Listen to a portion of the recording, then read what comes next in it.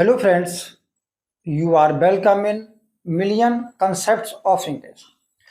हम पढ़ रहे हैं ग्रामर में बहुत ही important lesson parts of the sentence, और ये पार्ट्स ऑफ द सेंटेंस का सेकंड पार्ट है। पिछले पार्ट में हमने जाना कि sentence is divided into two part, subject and predicate. Subject part में नाउन और उसके सब्स्टिट्यूट काम करते हैं, ये बात जान चुके हैं। और हमने एक बहुत अच्छी बात जानी थी कि सेंटेंस जो है आपका में सब्जेक्ट होता है और जो प्रेडिकेट पार्ट होता है वो उसका एक्शन होता है। तो समझ लीजिए, एक्शन का मतलब आप भी जानते हैं, वर्ब होता है। तो प्रेडिकेट पार्ट में सब्जेक्ट के द्वारा किया गया जो एक्शन होता है उसके बारे में बात करते हैं। तो यहां पर हम कह सकते हैं कि जो प्रेडिकेट पार्ट है आपका, इस प्रेडिकेट पार्ट में पहली बात, the most important component is verb. तो जो सबसे महत्वपूर्ण घटक होता है सब्जेक्ट पार्ट में वो आपका वर्ब होता है। तो वर्ब आपका डिसाइड करेगी कि प्रीडिकेट पार्ट का पूरी जो रूपरेखा है, पूरा जो उसमें कौन कौन से पार्ट शामिल होंगे, ये टोटल डिपेंड करती है वर्ब। तो नेचुरल है, अगर हम वर्ब को बहुत अच्छी तरह समझ लेते हैं तो प्रेडिकेट पार्ट क्या क्या उसमें कंटेंट होंगे वो सब समझ में आ जाएगा। दूसरी बात, जो आपका वर्ब है may consist of only one word और मोर देन वन, यानी कि एक और एक से अधिक शब्द इस आपके वर्ब पार्ट में हो सकते हैं। तो एग्जाम्पल देखते हैं। यहां राम प्लेज, राम खेलता है। तो यू सी, इस सेंटेंस में केवल वर्ब के नाम पर एक ही शब्द है। दूसरा एग्जाम्पल देखते हैं। राम will have been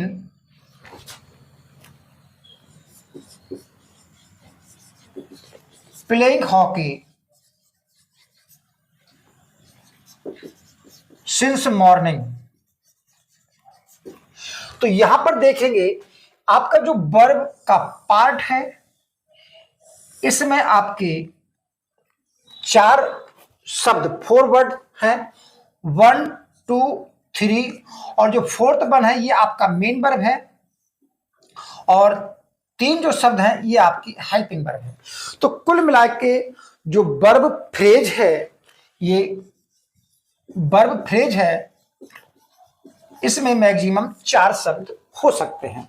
तो इस बात को आप ध्यान रखेंगे कि वर्ब फ्रेज में अधिकतम 4 और कम से कम एक शब्द जरूर होगा, क्योंकि there can be no sentence without a verb. Suppose there is only one word in a sentence, it must be a verb, यानी कि बिना वर्ब के कोई सेंटेंस नहीं बनता, और एक ही शब्द है तो निश्चित रूप तौर पर वो वर्ब होगा। अब हम समझेंगे कि वर्ब के बाद फिर कौन कौन सी चीजें होती हैं और वर्ब कैसे उन चीजों की मांग करती है। चलिए समझते हैं। इसको नोट करना चाहें और चाहे स्क्रीनशॉट ले लें।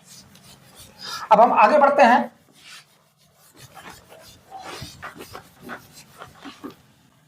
तो ये डिपेंड करता है कि हमारा प्रीडिकेट पार्ट में और कौन सी चीजें शामिल होती हैं। तो पहले हम वर्ब के काइंड्स को पढ़ेंगे और उनके बाद आने वाले जो शब्द हैं उनको जानेंगे।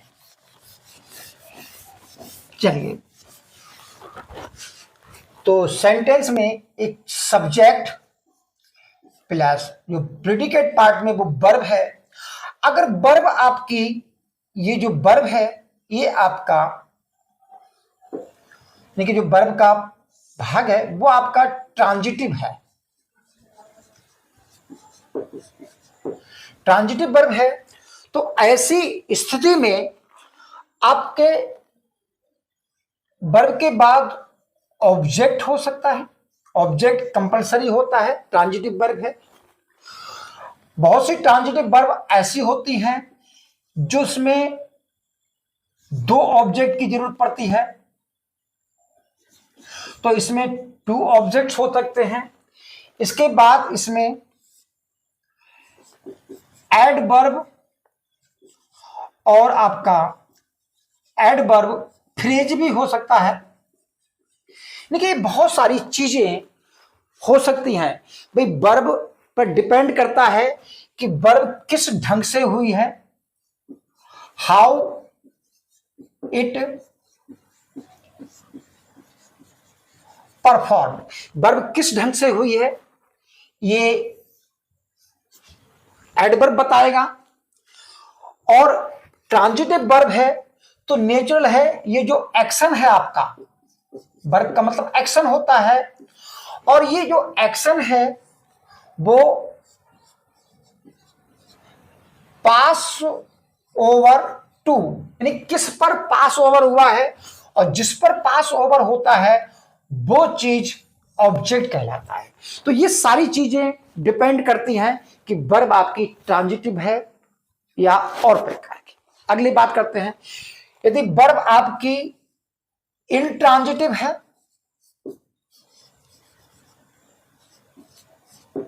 यानी कि आपकी अकर्मक क्रिया है, तो इसमें अकर्मक क्रिया में ऑब्जेक्ट की तो जरूरत नहीं पड़ेगी, लेकिन यह किसने कहा कि वर्ब का कोई ढंग नहीं होगा, तो नेचुरल है कि एडवर्ब और आपके जो एडवर्बियल फ्रेज होंगे वो तो इसमें शामिल होगा ही होगा। थर्ड टाइप की जो वर्ब है वो आपकी लिंकिंग वर्ब होगी।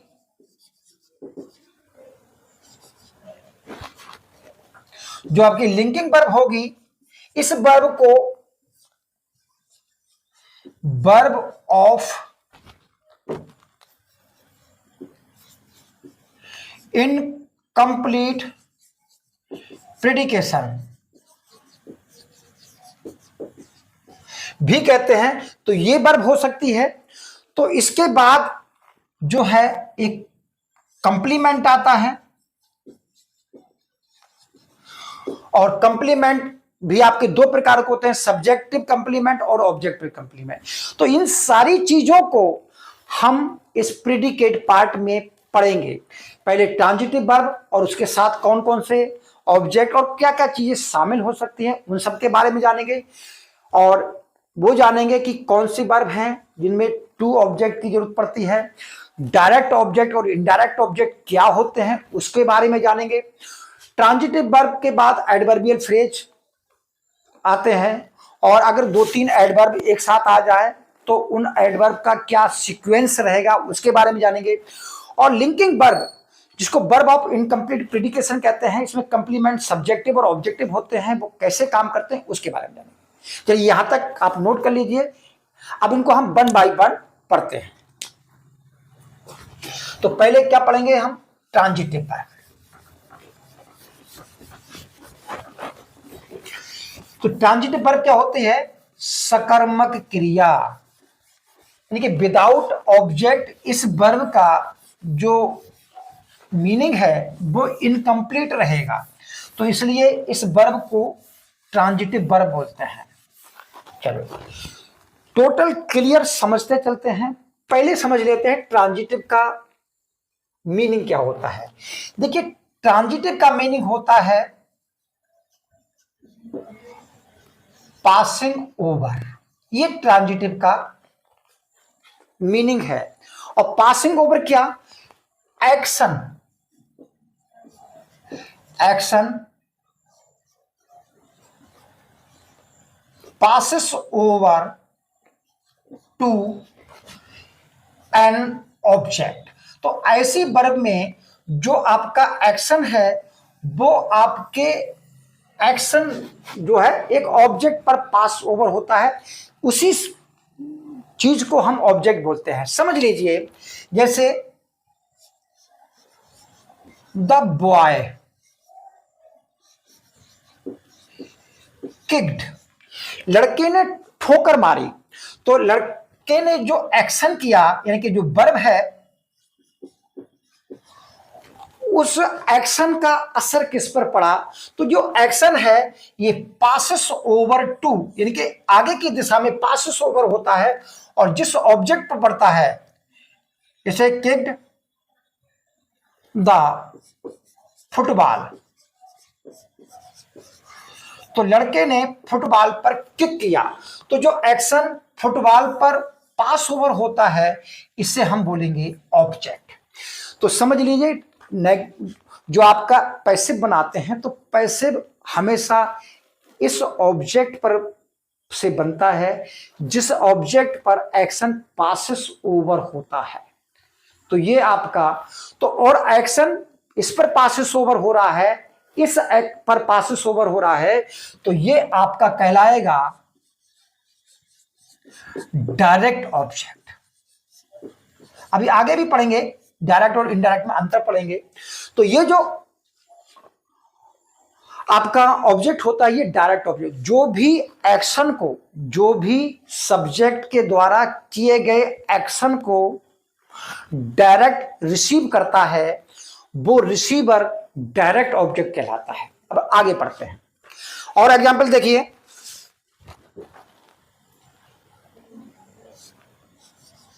दे आर प्लेइंग हॉकी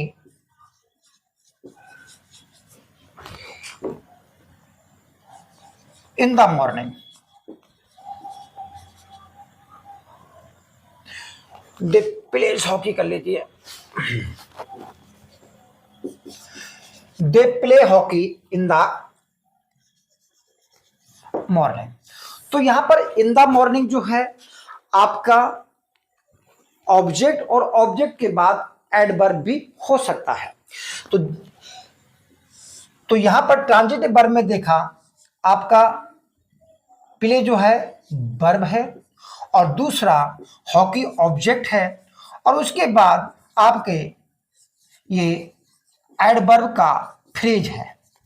तो कहने का अर्थ है हमारा जो पहला प्रेडिकेट, अगर हम पार्ट की बात करें तो पहला प्रेडिकेट पार्ट में अगर वर्ब ट्रांजिटिव है, वर्ब आपकी ट्रांजिटिव है तो वर्ब प्लस ऑब्जेक्ट और उसके जो एक्शन किस ढंग से हुआ है यानी कि एडवर्ब फ्रेज हो सकता है। तो ट्रांजिटिव वर्ब में पहली बात तो हो गई ए। तो समझिए ये आपके प्रेडिकेट पार्ट्स में पहली बार ये बन जाते हैं। ठीक, अब हम बात करते हैं ट्रांजिटिव वर्ब कुछ ऐसी होती हैं जिनके लिए हमें दो ऑब्जेक्ट की आवश्यकता पड़ती है। तो यहां पर इतना मिटा दे रहे हैं, फिर देखिए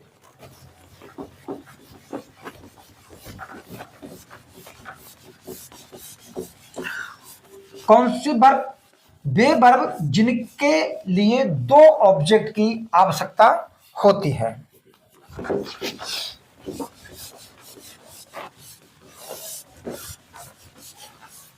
जैसे सेंटेंस देखिए,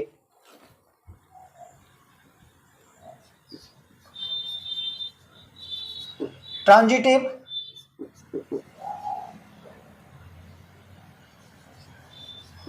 verbs that have two object। अब यहां पर समझिए एग्जाम्पल लेते हैं, he gave me a book। तो यहां पर देखिए इस सेंटेंस में मी जो आपका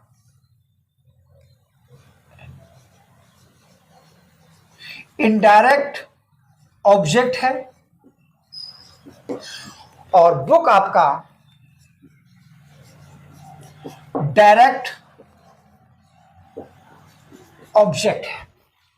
तो ऐसे वर्ब में दो ऑब्जेक्ट की आवश्यकता होती है, एक इनडायरेक्ट ऑब्जेक्ट और दूसरा direct object.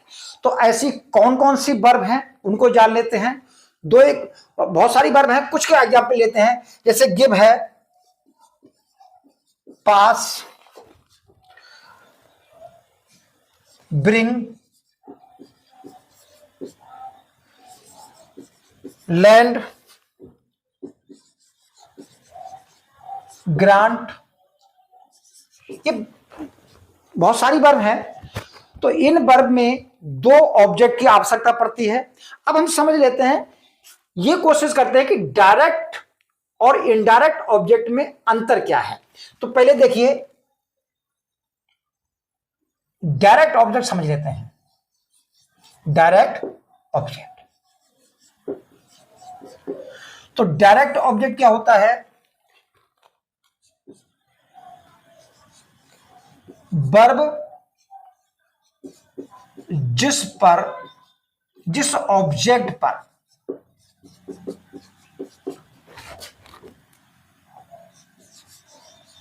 Direct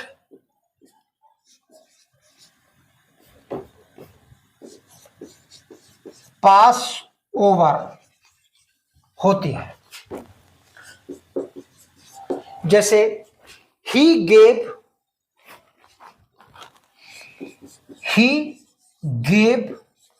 a book, उसने एक किताब दी। तो जो गेव का सीधा एक्शन है वो बुक पर फॉरवर्ड हो रहा है। तो he gave a book to me. तो यहां पर टू मी जो है ये आपका डायरेक्ट ऑब्जेक्ट का रिसीवर है। यहां पर बहुत ज्यादा लिखवाएंगे नहीं, समझ लीजिए। डायरेक्ट और इनडायरेक्ट ऑब्जेक्ट दोनों ही लिख ले रहे हैं, पर समझ जाएंगे आप।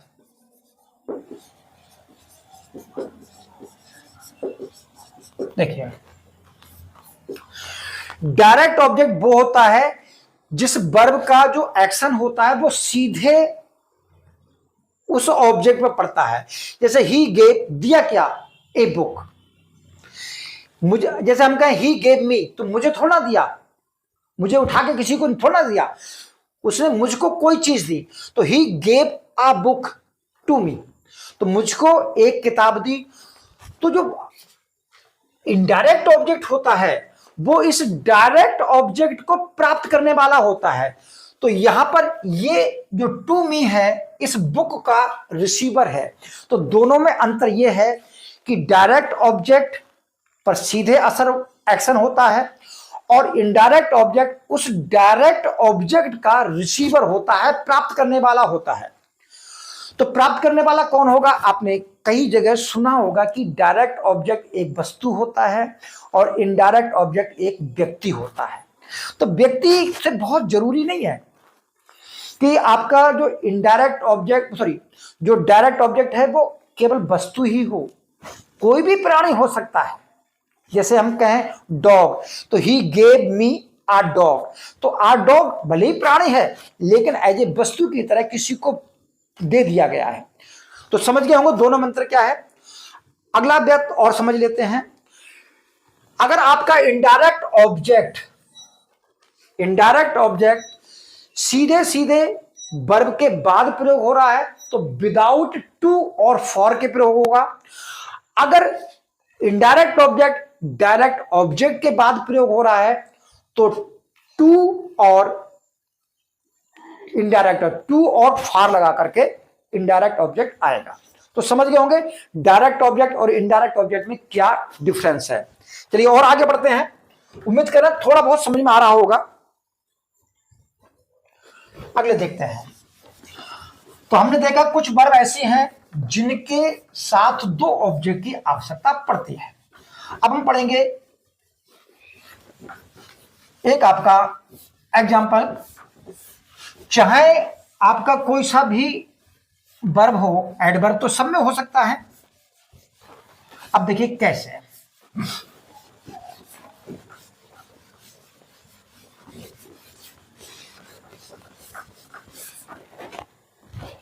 यहां देखिए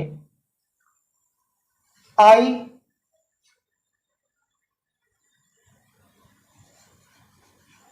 इसको बाद में पढ़ते हैं, थोड़ा सा पहले हम समझ लेते हैं।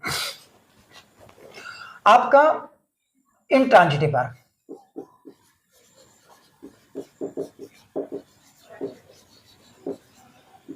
देखिए इंट्रांजिटिव वर्ब क्या होती है।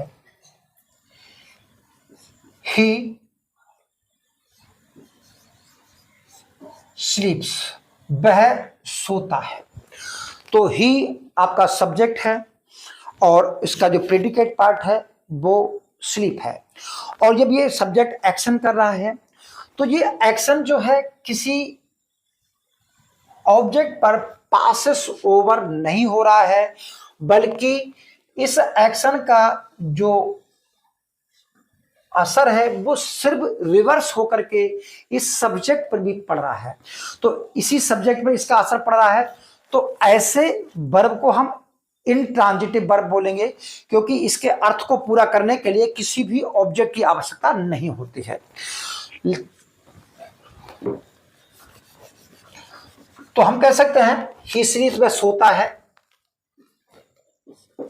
ही बेथ्स इन द रिवर,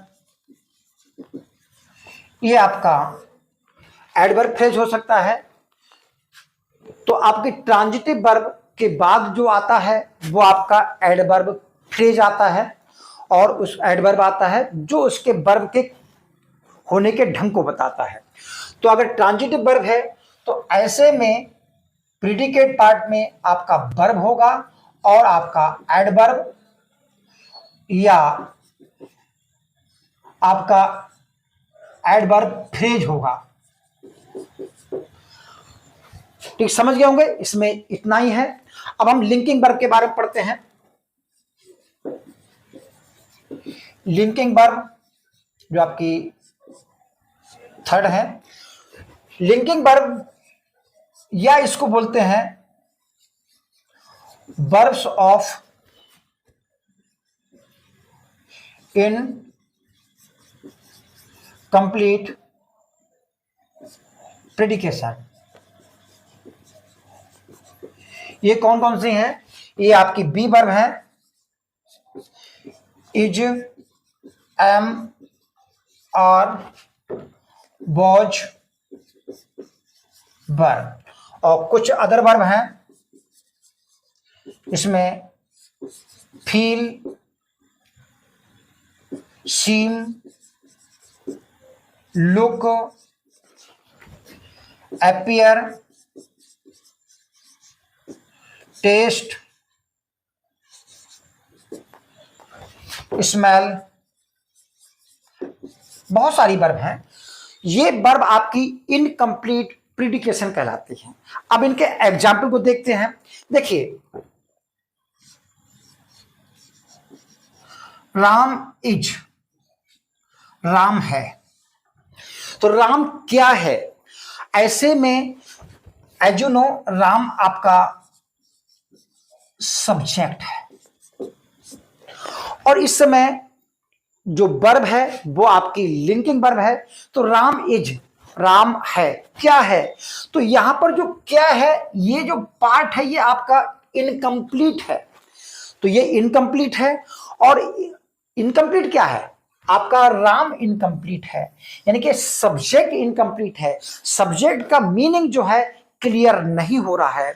तो ऐसे में सब्जेक्ट के मीनिंग को जो भी क्लियर करता है उसे हम कंप्लीमेंट बोलते हैं। तो राम इज अ डॉक्टर, तो राम क्या है? A doctor. तो जो अ डॉक्टर शब्द है इसने सब्जेक्ट के मीनिंग को कंप्लीट किया है। तो अतः ये जो अ डॉक्टर शब्द है ये आपका कंप्लीमेंट कहलाएगा। और कंप्लीमेंट को हिंदी में पूरक बोलते हैं, पूरा करने वाला। और ये किस प्रकार का कंप्लीमेंट है? ये आपका सब्जेक्टिव कंप्लीमेंट है। सब्जेक्ट कंप्लीमेंट क्यों है? क्योंकि इस कंप्लीमेंट ने सब्जेक्ट के अर्थ को पूरा किया है। अतः ये जो सेंटेंस है, सेंटेंस में डॉक्टर शब्द है, ये आपका सब्जेक्टिव कंप्लीमेंट है। यहां तक नोट कर लीजिए। अब आगे और समझते हैं, क्या कंप्लीमेंट की जगह पर यहां पर ये नाउन प्रयोग हुआ है, क्या नाउन ही प्रयोग हो सकता है, क्या और भी शब्द प्रयोग हो सकते हैं, वो भी देखते हैं। स्क्रीनशॉट ले लीजिए, अब देखते हैं। यहां पर मिटाने की बहुत बड़ी प्रॉब्लम है।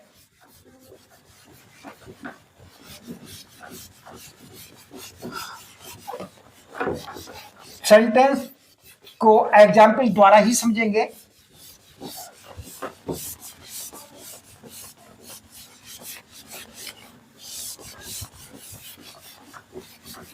ठीक, क्लियर।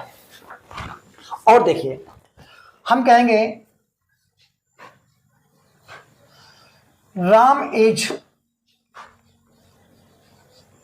ऑनेस्ट, तो यहां पर जानते हैं ये आपका एडजेक्टिव है। तो एडजेक्टिव भी आपके कंप्लीमेंट के तौर पर काम कर सकता है। तो देखा, नाउन भी काम कर रहा है यहां पर और आपका एडजेक्टिव भी काम कर रहा है। अब आगे समझते हैं। अभी हमने सीखा सब्जेक्टिव कंप्लीमेंट, वो कंप्लीमेंट जो सब्जेक्ट के मीनिंग को पूरा कर रहा है, सब्जेक्टिव। और देखिए example, we made him. As you know, ये इस वर्ब का ऑब्जेक्ट है। वी मेड हिम, हमने उसे बनाया। क्या बनाया? क्या आपको नहीं लग रहा है ये आपका ऑब्जेक्ट जो है वो इनकम्प्लीट है? तो इस ऑब्जेक्ट को जो भी शब्द, जो भी पार्ट कंप्लीट करेगा, तो वो कौन सा कंप्लीमेंट कहलाएगा? Objective complement. क्यों? बिकॉज दैट कंप्लीमेंट जो पूरा कर रहा है वो ऑब्जेक्ट के मीनिंग को पूरा कर रहा है। तो we made him the captain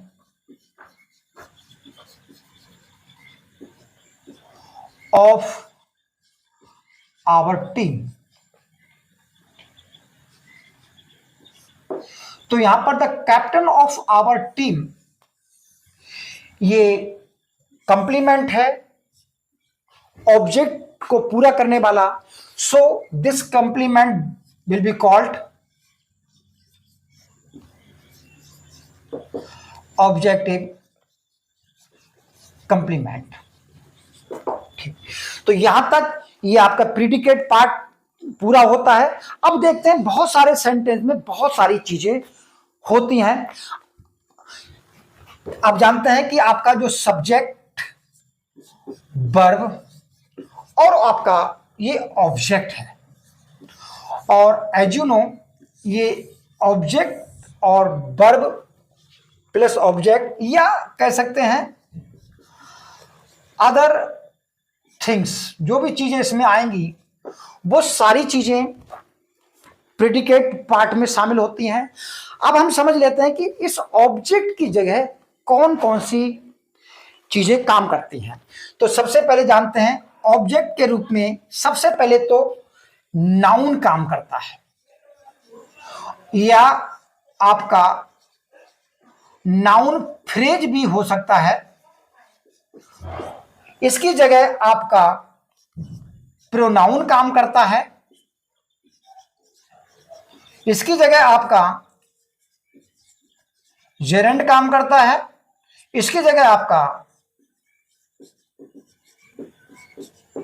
infinitive काम करता है। ये सारी चीजें इस ऑब्जेक्ट के जगह हो सकती हैं। अगर हम एग्जाम्पल लें तो एग्जाम्पल देखिए, पहले नाउन देखिए, जैसे आई बीट राम। राम को बार बार मत लीजिए। आई बीट अ बॉय। तो मैंने एक लड़के को पीटा, तो यहां पर ऑब्जेक्ट की जगह आपका नाउन है। तो क्या ये नाउन है तो नेचुरली कि नाउन फ्रेज, इसकी क्वालिटीज, इसके गुण दोष, इसकी पोजीशन इसके साथ रहेगी। तो देखिए हम इसको ऐसा भी कह सकते हैं, I beat a tall boy of my class. तो ये पूरा a tall boy of my class आपका पूरा का पूरा नाउन फ्रेज है। तो जिस प्रकार नाउन फ्रेज पिछले पार्ट में पढ़ा कि सब्जेक्ट की जगह काम करता है, तो पूरा का पूरा नाउन फ्रेज आपका ऑब्जेक्ट के रूप में भी काम कर सकता है। यहां समझिए, आई हेल्प्ड हिम, तो यहां पर ऑब्जेक्ट की जगह आपका क्या है, प्रोनाउन है। आई लाइक स्विमिंग, यहां पर ऑब्जेक्ट की जगह जेरंड है। वी वॉन्ट टू प्ले, यहां पर सब ऑब्जेक्ट की जगह आपका इन्फिनेटिव है। तो कहने का मतलब है आपके जो प्रेडिकेट पार्ट्स में है वर्ब और ऑब्जेक्ट की जगह आपका noun, noun phrase, gerund, infinitive, pronoun, यानी कि जो नाउन के सब्स्टिट्यूट है वो सारे काम कर सकते हैं। अब हम और एग्जांपल समझते हैं जिसमें बहुत सारे पार्ट शामिल हो सकते हैं, वो देखिए। चलिए यहां तक समझ गए होंगे, अगले पढ़ते हैं।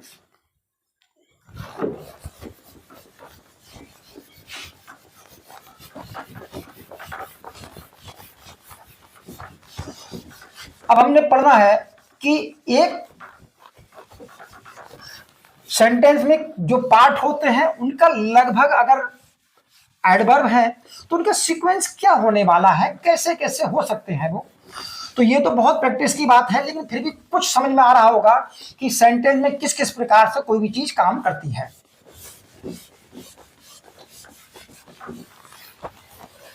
सेंटेंस को देखिए,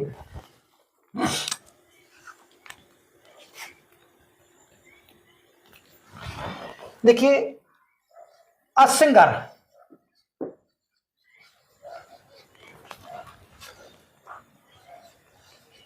सेंग, यहां से आपका प्रेडिकेट पार्ट शुरू होता है। A sweet song,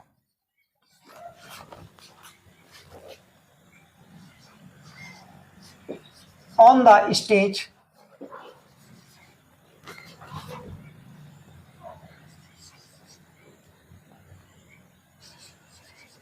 last night.